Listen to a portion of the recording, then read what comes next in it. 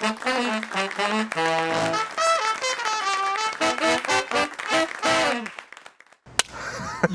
know, Carolyn, you're in the micro vlogcast now. I am now. You are. All right. Well, welcome to episode 3 of the micro vlogcast. Already. We're here. Crazy. They fly, don't they? It's fast. Yeah. So we want to talk about solar and like how does it work? Like what? Give me the skinny here. How does solar work?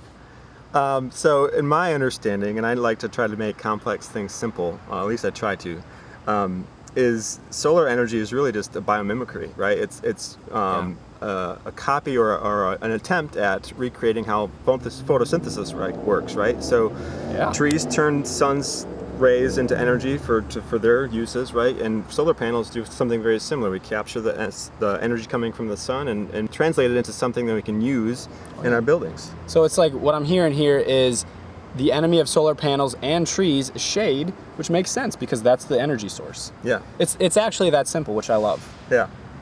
Great. I have a question for you now, so if I may.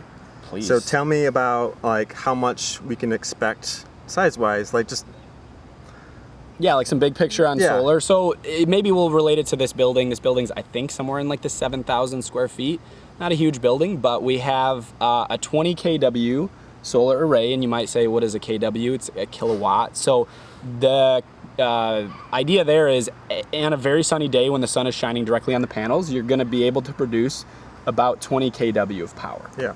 In the building. What that actually like real world relates to for our building is it covers about half of the electricity that we consume. That's certainly skewed. So back to Matt's example on trees, they go dormant in the winter because there's not a whole lot of sun. And in the same way, we don't get a whole lot of production out of our arrays through the winter, but we get an incredible amount of production in the summer. Yeah. So we were good. chatting just before this, right? And I was surprised to learn this, but you have probably about a third of the roof here is covered in this 20 kW system.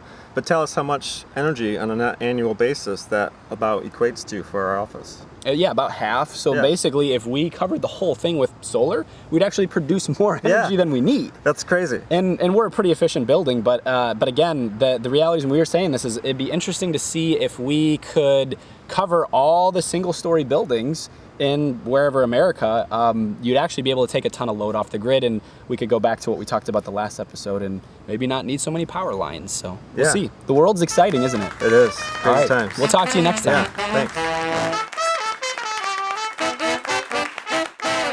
How solar works and about how much energy can a solar array produce.